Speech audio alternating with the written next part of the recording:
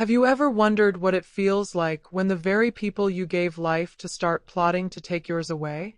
Imagine building a home brick by brick with the love of your life, only to discover decades later that the children you raised within its walls now see it as nothing more than a prize to inherit.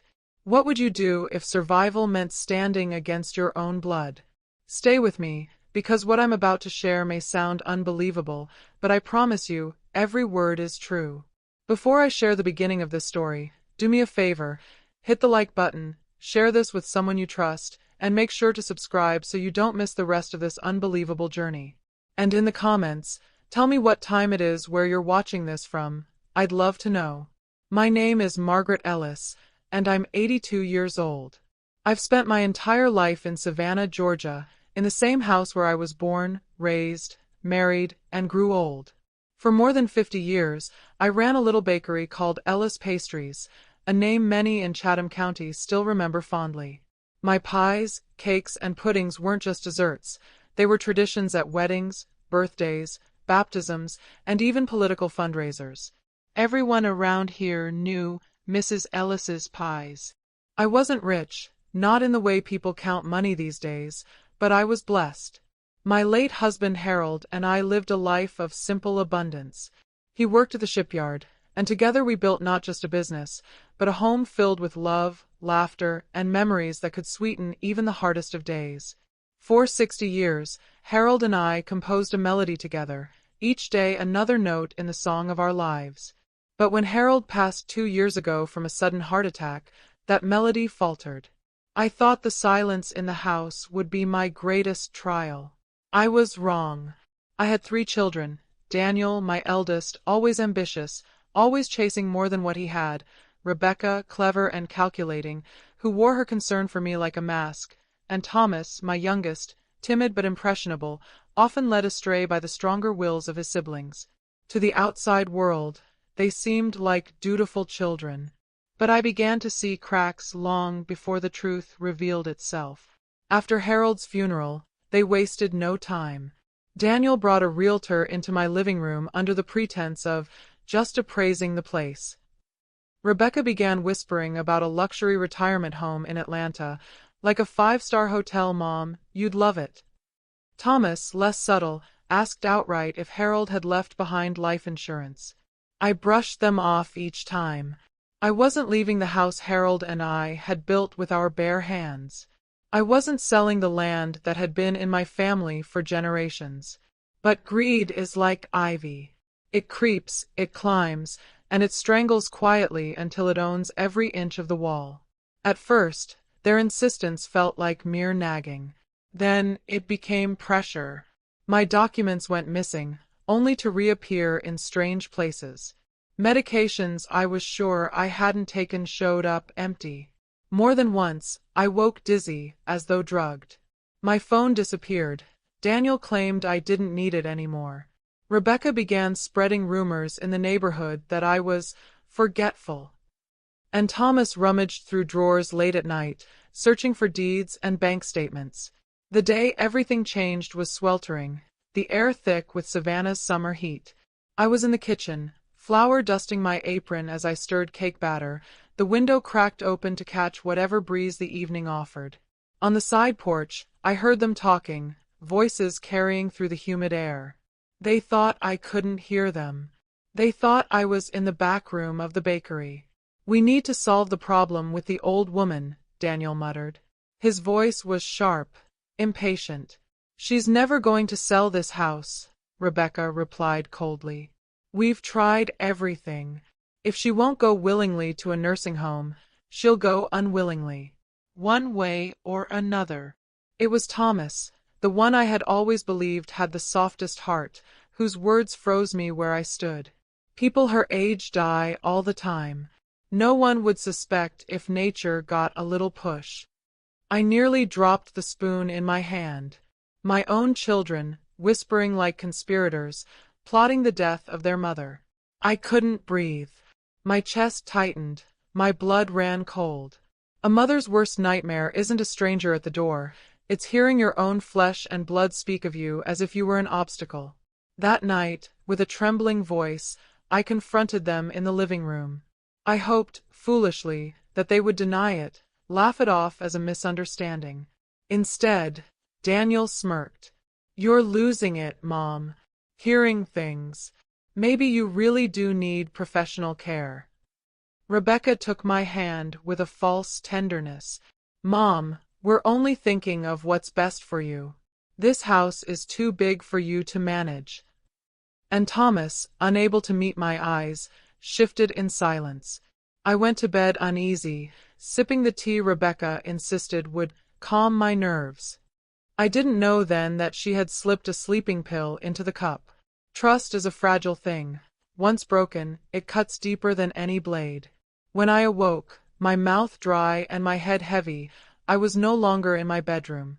I was lying on a thin, dirty mattress, surrounded by cold stone walls and the smell of mildew. The cellar. My own cellar.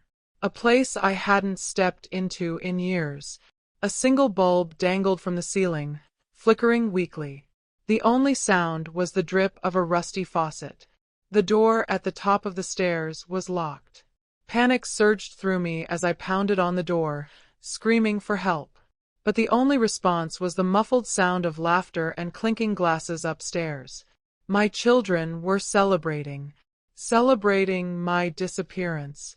This was no misunderstanding. No idle threat. This was their plan. And I was their prisoner. Stay with me, because this is only the beginning of my story. In the days to come, I would face hunger, hallucinations, betrayal, and the kind of pain that strips a soul to its bare core. But I promise you this, I would not die in that cellar. Not while I still had strength, not while I still had the will to fight.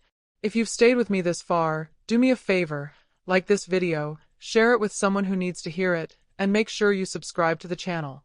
The story of how I survived 10 days locked in that cellar has only just begun, and trust me, you won't want to miss what happens next. When my eyes opened, the air was damp and thick, the kind that clings to your skin and seeps into your bones. It took me a long moment to realize where I was. The stone walls were old, patched with crumbling mortar. A bare bulb hung crookedly from the ceiling, its yellow glow flickering weakly. I could hear a steady drip, drip, drip from somewhere in the corner, a sound that would later gnaw at me more than the hunger. And then it hit me. I was in the cellar. My cellar. This was the space Harold and I had built decades ago for storage, back when we needed to keep preserves and flour in a cool place during Georgia's hot summers. Over time, it had become little more than a dumping ground for broken furniture and boxes of Christmas ornaments. Now it was my prison. I sat up, my head pounding and my tongue dry as paper. The last thing I remembered was sipping the tea Rebecca had insisted would calm me. My daughter, my own daughter, had drugged me. I tried to stand, but my knees buckled. My palms smacked against the cold stone floor, dust sticking to my skin. That's when I saw the door, wooden, heavy, at the top of a short staircase. I scrambled toward it, pounding with both fists until my hands ached. Daniel! Rebecca! Thomas! I shouted, my voice cracking with panic. Open this door. You can't do this to me. For a long moment, there was nothing but silence. Then, muffled laughter drifted from upstairs, the sound of my children enjoying themselves in the house I had given them. Anger and terror tangled inside me, twisting into something I had never felt before. Hours passed. I screamed until my throat felt raw, until the taste of iron coated my mouth. I begged. I threatened. I prayed. Finally, footsteps creaked above me. A key turned in the lock, and the door opened just a crack. It was Daniel, my eldest. His silhouette filled the doorway, tall and broad, a shadow looking down at me. But his face wasn't the one I remembered from when he was a boy running barefoot through the yard. It was a stranger's face, hard and cold.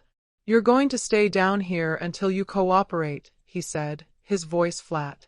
Sign over the deed to the house, the bakery, and we'll take you to a nice nursing home. If not, he let the words hang, unfinished, cruelly deliberate. You can't be serious, I whispered. I am your mother. He smirked. Who's going to miss you, Mom? Everyone already thinks you're slipping. We'll say you wandered off, got confused. Happens all the time. Before I could respond, the door slammed shut again, the lock snapping into place. His footsteps faded, leaving me alone in the stale dark. That first day was all rebellion. I hurled myself against the door until my shoulders ached. I pounded with my fists until my knuckles were bruised. I screamed until my voice broke. But the cellar swallowed every sound, carrying it upward only as faint echoes. By evening, the scent of food drifted down. Pot roast, buttered rolls, green beans cooked with ham hock. My stomach clenched so violently it felt like knives twisting inside me. I pressed my face against the cold stone wall, trying to block out the aroma, but it only seeped deeper. Upstairs, they clinked glasses, laughed loudly, and spoke over the scrape of forks and knives. My family was celebrating while I starved below their feet. That night, I lay on a thin, filthy mattress they had left in the corner, staring at the bulb above me. Sleep wouldn't come. Every creak of the old house made me jolt, half hoping, half dreading that someone would come back. I thought of Harold. If he were alive, this would never have happened. I whispered his name like a prayer until exhaustion dragged me under. The second day was worse. Hunger set in like a beast, clawing at my insides. My throat felt like sand. I staggered to the small bathroom in the corner, a tiny cubicle with a cracked sink and a toilet that reeked of rust and mildew. I turned the faucet. The water sputtered brown at first before running clear. It tasted metallic, foul, but it was all I had. I cupped my hands and drank greedily until my stomach cramped. Hours blurred together. Time meant nothing except for the faint strip of daylight that filtered through a narrow window near the ceiling. I tried to keep track, scratching a small line on the wall with a shard of broken tile I found. One line for each day I survived. When footsteps finally came again, my heart leapt. Maybe they had reconsidered. Maybe Thomas would open the door and let me out. Instead, the door cracked open just enough for Rebecca to slip a plastic bottle of water inside. "Drink," she said softly, her voice dripping with false pity. "Rebecca, please," I begged, crawling toward the bottle. "Don't do this. I raised you. I gave you everything. How can you let this happen?" For the briefest moment, her eyes flickered with something, hesitation, maybe even guilt. But then her face hardened. "It's better this way, Mom. We didn't want it to come to this. But you left us no choice." She shut the door before I could reply. I sat there trembling, the bottle cold in my hands, realizing the truth. They weren't going to change their minds. They wanted me gone. That night, I didn't scream. I didn't beg. I just lay on the mattress, staring into the shadows. I thought of the years I spent working until my hands cracked and bled, of the sleepless nights when they were sick as children, of the dreams I had abandoned so theirs could thrive. And now all of that love and sacrifice meant nothing. To them, I was no longer a mother. I was an obstacle. The third day, my body began to weaken. My legs trembled when I tried to stand. My lips split and bled from dryness. The hunger wasn't just pain anymore. It was emptiness, a hollow void that seemed to swallow me from the inside. My thoughts scattered. Sometimes I was lucid, aware of every detail of my suffering. Other times, I drifted into strange half-dreams. Once, I thought I heard Harold's voice calling my name. Another time, I swore I saw my mother sitting in the corner, humming a lullaby. But when the haze cleared, I was still alone in the cellar. Still hungry. Still forgotten. At night, music played above me. The thump of bass, the rise and fall of laughter, even the pop of a champagne cork. They were throwing a party while their mother lay starving beneath them. The cruelty was so sharp it almost felt deliberate, as if the sound of their celebration was another weapon they wielded against me. I curled into myself on the mattress, whispering into the dark, "I will not die here. I will not give them that satisfaction." But as the shadows stretched and the hunger gnawed deeper, even I began to wonder how much longer I could endure. Stay with me, because what happens next will test the very limits of body and soul. The cellar was meant to be my grave. But what they didn't realize was that even in the darkest shadows, hope can take root. If you're still listening to this story, do me one favor. Like this video, share it with someone who might need courage today, and make sure you subscribe to the channel. The fight for my life had only just begun. Have you ever felt hunger so deep it stops being hunger at all? At first, it growls, demanding to be fed. But then it changes. It becomes a silence, a hollow ache that consumes you from the inside, turning your own body against you. That was the torment I faced as the days stretched on in that cellar. By the fourth day, I no longer recognized myself. My hands shook when I tried to stand. My reflection in the cracked bathroom mirror showed a gaunt face, lips dry and cracked, eyes hollow. My hair clung to my damp forehead, and my skin had taken on a sickly pallor. I looked less like Margaret Ellis, baker of Savannah, and more like a ghost. The cellar had become a world of shadows and echoes. The dripping faucet was a clock, each drop marking the slow passage of time. My throat burned constantly, though I forced myself to sip the rusty water to stay alive. Food, however, was a memory, a dream that taunted me with every whiff of roasted meat or baked bread drifting from above. That day, I tried to conserve what little strength I had by lying on the mattress. But the stillness was its own torture. My mind wandered places I didn't want it to go. I thought of Harold, how he had always promised to protect me. What would he say if he could see me now, locked beneath the very floor we had built together? I whispered his name like a prayer. "Harold, if you're watching, give me strength. I can't do this alone." That night, the cruelty of my children deepened. I heard music playing upstairs, the unmistakable tune of a lively gathering. Laughter roared, glasses clinked. The smell of my own recipes, beef stew, cornbread, peach cobbler, drifted down the cracks. They weren't just eating. They were celebrating the slow erasure of their mother. I pressed my face into the mattress, biting my lip until it bled to stop myself from crying out. But tears came anyway. And with the tears came a terrifying thought. Maybe they're right. Maybe I've outlived my purpose. The despair was heavier than hunger.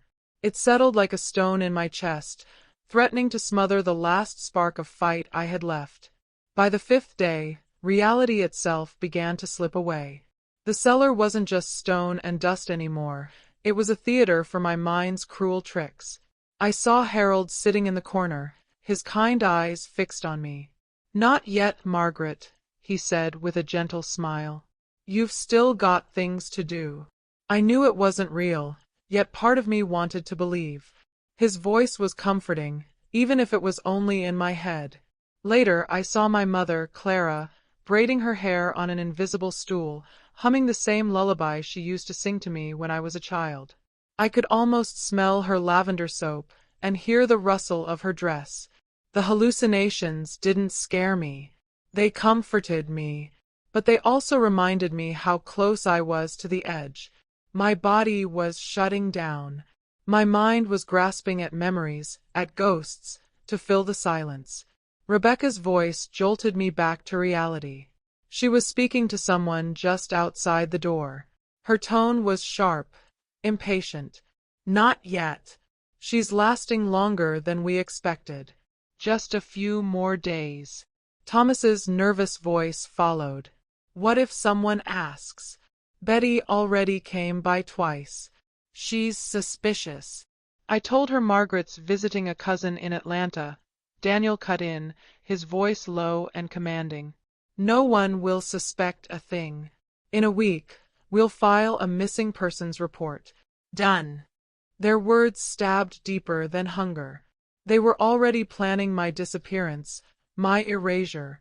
My existence was being written out of the world while I lay just beneath their feet. That night, I scratched another line into the cellar wall with a shard of tile. 5 days.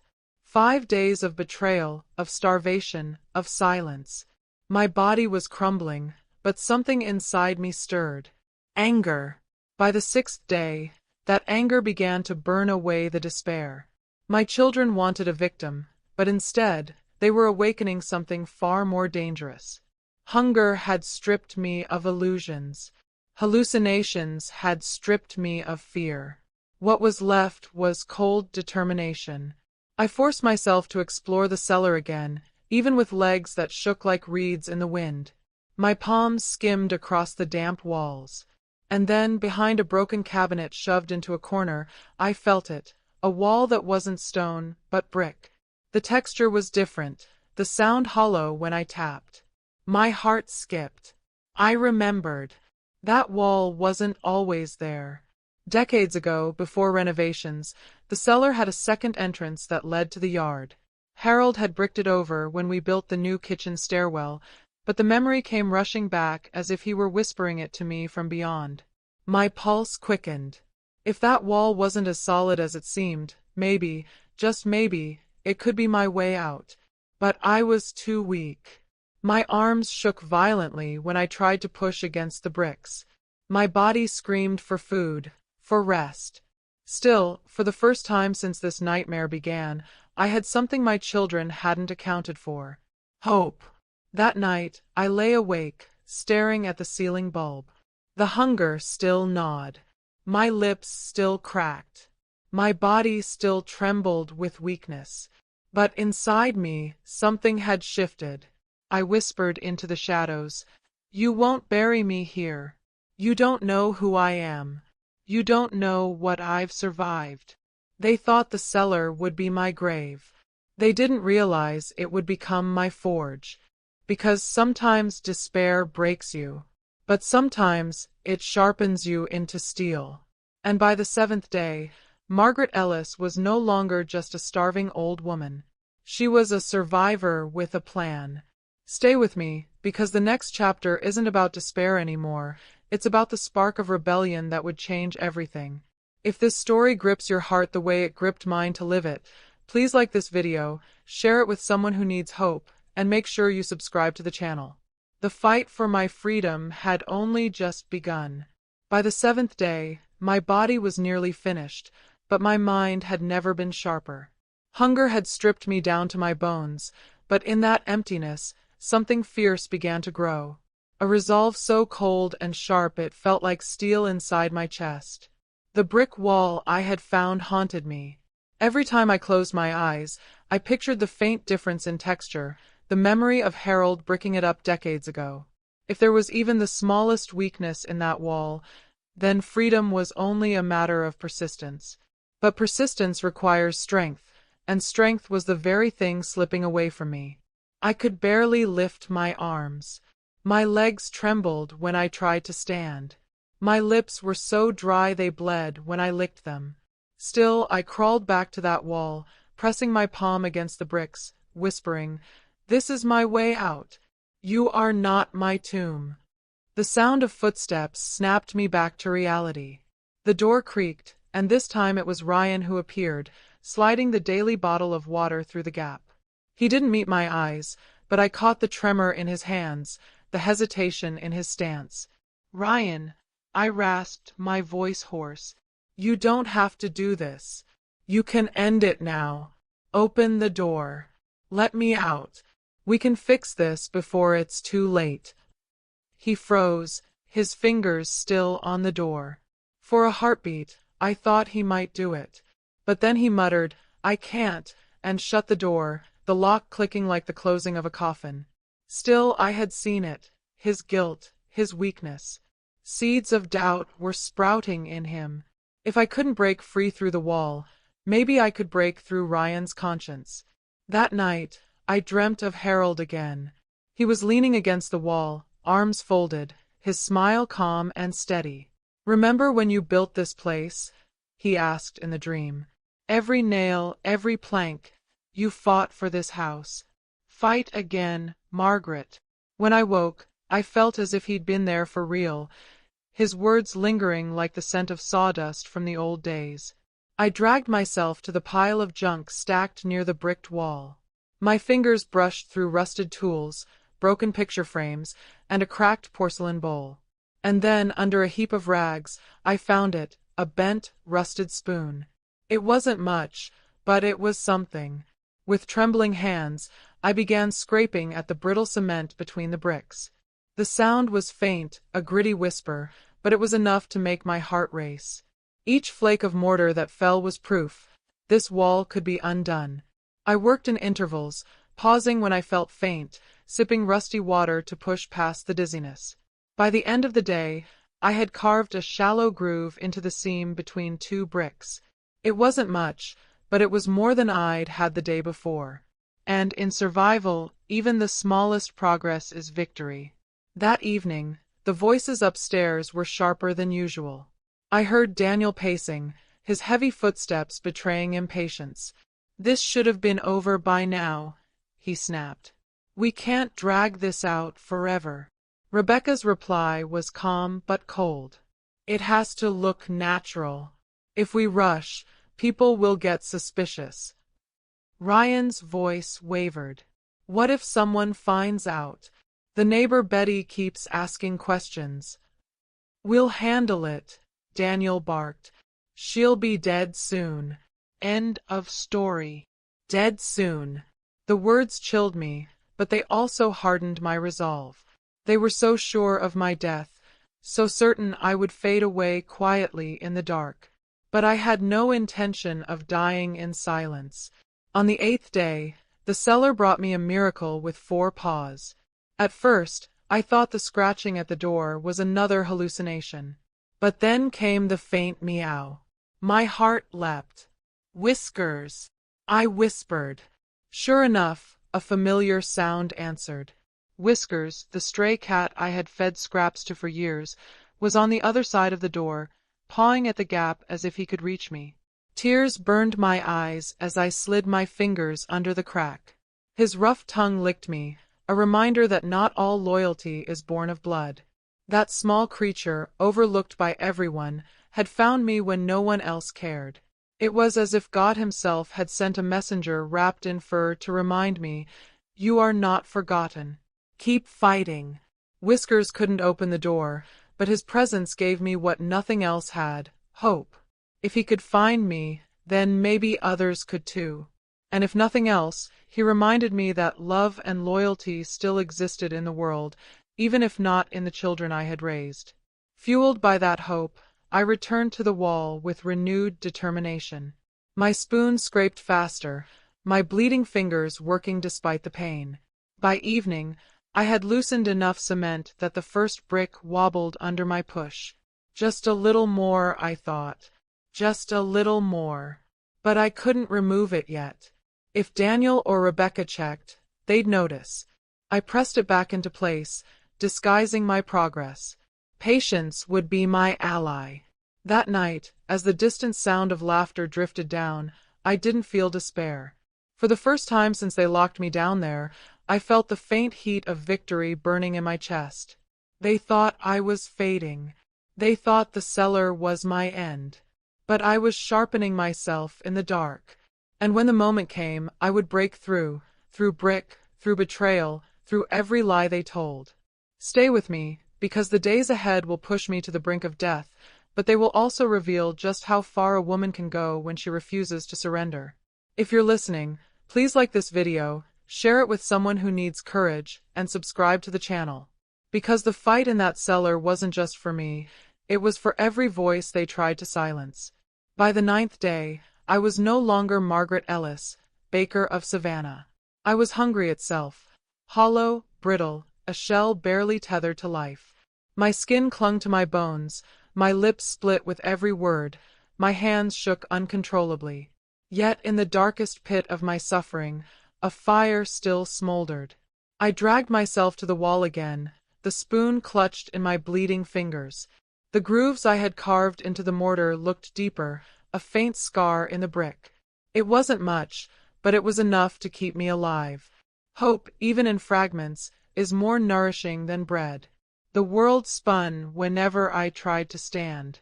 My body begged me to give up, to collapse on that filthy mattress and let the silence take me. But then I heard them upstairs. Rebecca's voice, sharp and impatient. "It's taking too long. She should have died days ago." Daniel growled in frustration. "If she doesn't die soon, we'll have to speed things up."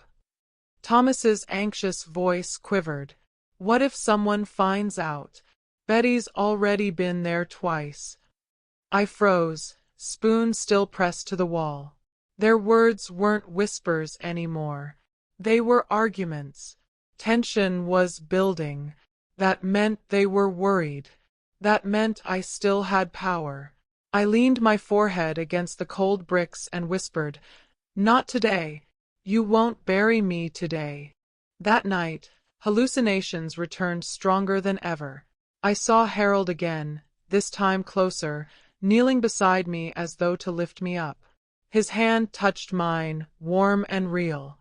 "Push, Margaret," he said softly. "You've always been stronger than you think." I woke up gasping, my face wet with tears. The hallucinations weren't just torment anymore. They were fuel. I worked through the morning, scraping at the mortar with the spoon. My fingers blistered, nails cracking, but by midday, the first brick shifted. With trembling strength, I pried it loose and set it carefully on the floor. A rush of stale air seeped through the gap, carrying with it a faint hint of sunlight. Freedom! I pressed my eye to the opening and saw it, the faintest sliver of the yard beyond, the grass shimmering in the afternoon light. Tears blurred my vision. The outside world wasn't a memory. It was still there, but the gap was far too small. I would need to loosen more bricks, and my body was failing fast. By evening, I had widened the hole enough to slip my hand through. The cool night air kissed my skin. I laughed, a sound so broken it startled me. For 9 days, I had been forgotten, starved, buried alive. And yet here I was, touching freedom. I put the bricks back into place before I collapsed onto the mattress, disguising the opening. They could not suspect, not yet. That night, I overheard them again, arguing louder than before. "This isn't working," Rebecca snapped. "She'll be gone soon." "Patience," Daniel muttered. Thomas whispered, "I can't do this anymore. I can't sleep." A smile tugged at my cracked lips. Their guilt was gnawing at them. Their certainty was unraveling. They thought I was powerless, but my very survival was breaking their unity. Still, my body was betraying me. My vision blurred, my head throbbed, my heart fluttered weakly. I knew I had only hours left if I didn't act. The cellar had taken everything, but it had not taken my will. I whispered to myself as I drifted into uneasy sleep, "Tomorrow, tomorrow I will crawl out of this grave. Tomorrow I will remind them who their mother is." The breaking point wasn't my end. It was my rebirth. Stay with me, because in the next part, you'll see how desperation turned into escape, and how one frail old woman became unshakable steel. If this story has your heart pounding, please like this video, share it with others who need to hear it, and make sure you subscribe to the channel. Because sometimes survival is more than luck, it's stubbornness refusing to die. Morning bled into afternoon as if time itself were tired of moving, and by the 10th day I knew I had no more days left to spend. The hole I'd carved into the bricked-over exit waited in the corner like a promise I was almost too weak to cash. I lay there counting my breaths, 5, then 10, then 20, until the room stopped spinning long enough for me to crawl. Brick dust gritted beneath my palms. I pushed the loosened row, one trembling shove at a time, and cool air brushed my face through the narrow opening. The first try wedged me at the ribs. Pain flashed white and my breath hitched. "Not here," I whispered into the rough brick. "Not after all this." I exhaled until my lungs felt empty, angled one shoulder, then the other, and wrung myself through like a thread through a needle's eye. The outside kissed me with damp grass and the smell of late summer. I lay on the ground shaking, cheek to the earth, and let the sky steady me. The yard was half-shadowed. Evening was near enough to hide me. I rolled to my knees and crawled beneath the camellias that ran the fence line. Every inch hurts. Every inch was worth it. The back door of Ellis Pastries, my little bakery, sat across the flagstone path like a lighthouse.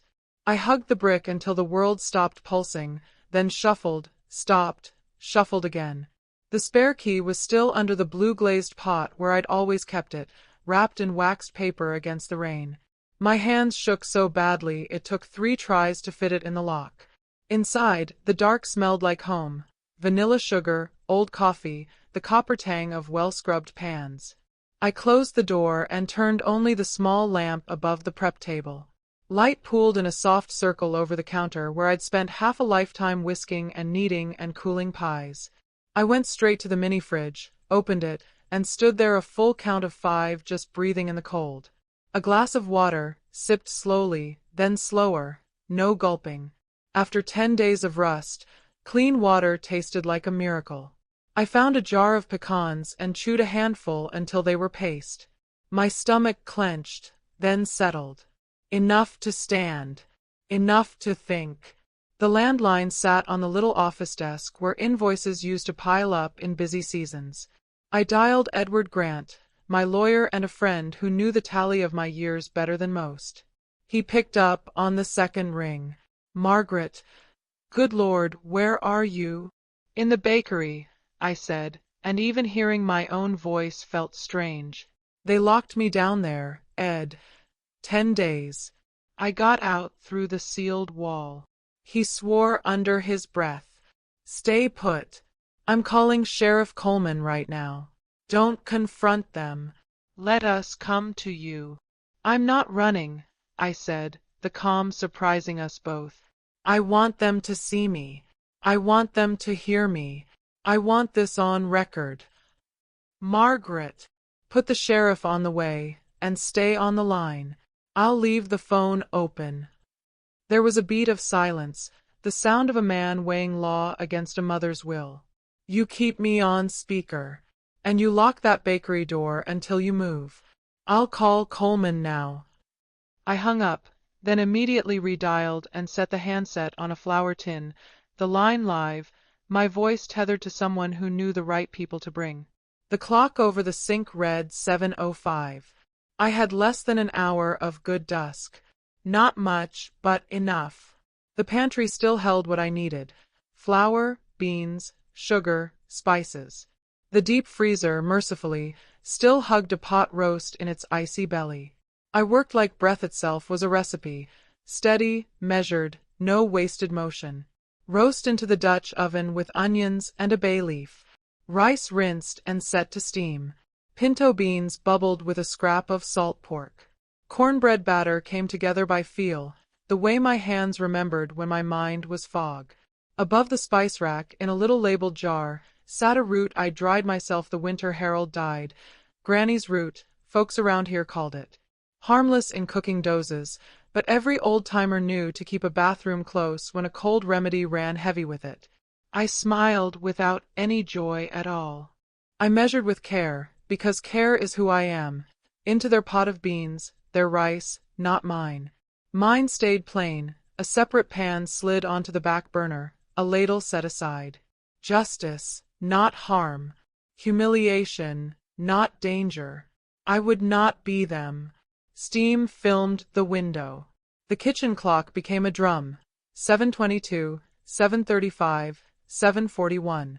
Between checks I shuffled to the small restroom, ran water till it cleared cold, and washed the cellar from my skin. The mirror showed a stranger, cheekbones sharp as chalk, eyes like flint. I combed my hair, tied it back, and buttoned my cleanest apron. The tag scratched my neck in a way that felt almost like waking up. By the time I plated, my hands were steady. Roast sliced and fanned. Rice fluffed. Beans rich and glossy. 3 plates on a tray, heavy, but not too heavy to carry. I killed the lamp, eased the bakery door open, and stepped into the blue dark yard. From the house came the clatter of silverware, the rise and fall of Daniel's voice, Rebecca's lilting reply, Thomas's quieter murmur. I passed beneath the kitchen window and slipped through the back door they'd left unlocked, because why would you lock a house when you think you've buried the only person who belongs to it? The dining room sat open to the kitchen the way Harold and I had designed it, so someone could talk while someone else stirred a pot. I stood in the doorway with my tray, and the years fell silent. "Supper is ready," I said. 3 heads turned. 3 faces drained of color. Daniel's fork fell, a bright clink too loud in the hush. Rebecca's hand went to her mouth. Thomas made a sound like a swallowed sob. I let the moment breathe. It needed air to be understood. Then I stepped forward and set a plate before each of them the way I'd done 1,000 Sundays. Roast, rice, beans, cornbread, I said, as if we were pretending at normality. I set my own small plate at the empty chair nearest the kitchen, where I could see every exit and hear the front door. The phone on the counter glowed. Call ongoing. Good. Daniel was first to speak, because of course he was. "What, how?" "Through the cellar wall you sealed with a lie," I said, easing into the chair. "Past 10 days of your hope I would die quietly. Lift your eyes, son. Look at me. I'm not quiet." Rebecca found her voice next, brittle and sweet. "Mother, this is all a misunderstanding. You were confused and—" "I heard you," I said. "The night air carries everything. I heard your plan on the porch. I heard you laugh above me. I heard you tell the neighbor I'd gone visiting. I drank rust while you ate my recipes.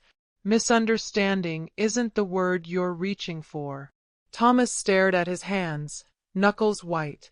"I told them we should stop," he whispered. "I told them it was wrong." "You told them when?" I asked. "Before the lock? Or after the first night you slept well because the door was between us?"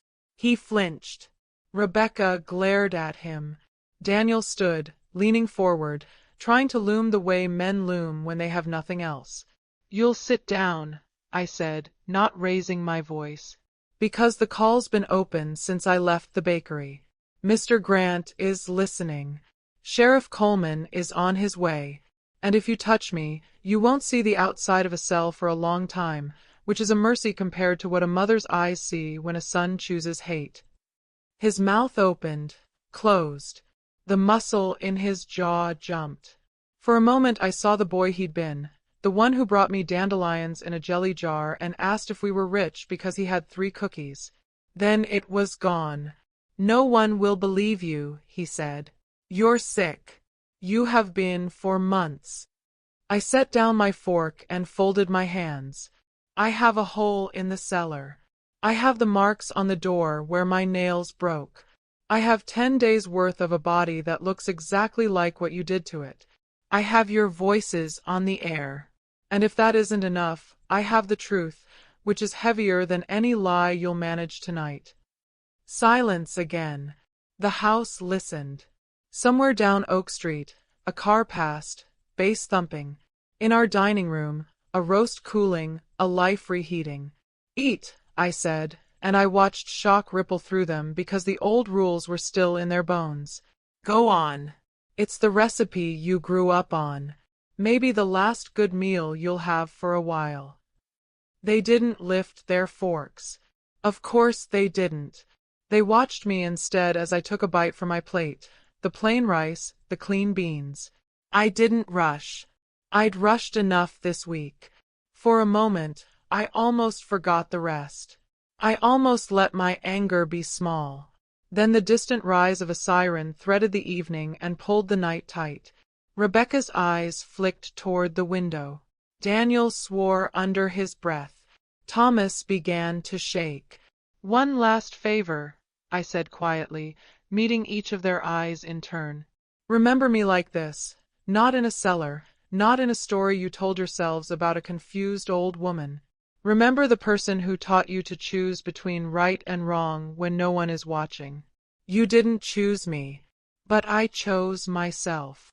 Red and blue washed across the front room walls, soft at first, then firm. Tires grated. Doors slammed. A voice outside called, "Chatham County Sheriff. Anyone inside, show yourselves." Daniel surged up, then froze, hands half raised, fury collapsing into calculation. The front door swung wide, and Sheriff Coleman stepped in with 2 deputies, a third behind him. Edward's voice crackled from the handset on my counter. "We're here, Margaret." "Evening, Sheriff," I said, as if I'd simply opened early for coffee. "You'll want the basement after you cuff my children." There are many hours in a life, but few that last as long as the moment a deputy reaches for a set of handcuffs and a house remembers what justice sounds like. Rebecca started to cry, thin and high and frightened in a way that finally sounded real. Thomas didn't move until a deputy gently turned him and spoke his rights in a level voice. Daniel stared at me the whole time, contempt cycling into something that looked too much like fear for a man who'd thought he was made of iron. And then, as the deputies guided them forward, as papers were mentioned and evidence and statements, the first little cramp took Daniel above the belt. He bent, tried to straighten, and failed. Rebecca's hand went to her stomach. Thomas groaned. Granny's root is an honest herb. It works fast, loud, and with a certain insistence. Not dangerous, not permanent, but very, very persuasive. Daniel hissed through his teeth. "What did you?" "Serve you supper," I said evenly. "And a reminder that a body is not a toy. Don't worry. It'll pass. Everything does." One deputy masked a cough that might have been a laugh. Sheriff Coleman's mouth didn't move, but his eyes warmed a degree when he looked at me. "Ma'am, EMS is on the way to check you out. We'll need a statement. We'll take it slowly." "I have time," I said, and for the first time in 10 days I believed it. They led my children out in a staggered procession, officers politely brisk, my dining room filling with a kind of silence that isn't empty at all. The house exhaled. I laid my hand on the table Harold had sanded smooth 40 years ago and felt the grain under my palm, steady as breath. In the kitchen, the phone still glowed, Edward murmuring something about a ride to the hospital, about victims' advocates, about everything that comes next. Everything that comes next. I let the words sit with me for a moment. Then I stood, cleaned my plate, wiped the counter, and turned off the stove. Because no matter what had happened, this was still my home, and I would not let them leave it messy. Stay with me. The night didn't end here. There were doctors and headlines and a courtroom and a life to rebuild from the bones outward. But the worst was over. I'd served what I came to serve. The night my children were taken away, I sat in the back of the sheriff's cruiser wrapped in a blanket, sipping water like it was holy wine. My body shook, but it wasn't just weakness, it was released. For the first time in 10 long days, I was no longer under their roof. I was no longer their prisoner. At the hospital, the fluorescent lights burned my eyes, but the nurses' hands were gentle. They weighed me, poked me, tested me. I had lost 12 pounds in 10 days. My blood pressure teetered, my pulse a rabbit's flutter. The doctors called me remarkable for surviving without food. I didn't feel remarkable. I felt hollow, stripped, unfinished. The news spread faster than fire in dry grass. Elderly Savannah widow survives 10 days locked in cellar by her own children. Headlines ran in the Savannah Morning News, then Atlanta papers, then further still. Strangers sent flowers, cards, and prayers. Some letters came from people I'd never met, men and women who said, "Your story is mine too." Victims of elder abuse. Survivors of betrayal. People who had tasted the same silence and lived to tell of it. The trial came months later. The courtroom smelled of polish and paper, cold in the way only courthouses can be. Daniel, Rebecca, and Thomas sat across the room in orange jumpsuits, their eyes avoiding mine. I wore my Sunday best and held my head high, not out of pride but out of defiance. The evidence was overwhelming: the bricked cellar, the marks of my nails, the medical records, the phone call left live with Edward Grant, and most damning, the recording of Daniel's voice captured during that dinner, admitting their plan. The verdict was swift.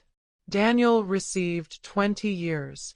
Rebecca, 15. Thomas, the youngest and most easily led, 10 with possibility of parole. When the gavel fell, I didn't cheer. I didn't cry. I only whispered a prayer that one day they would look in the mirror and see the monsters they had chosen to become. But I didn't build my life around their sentences. I built it around my freedom.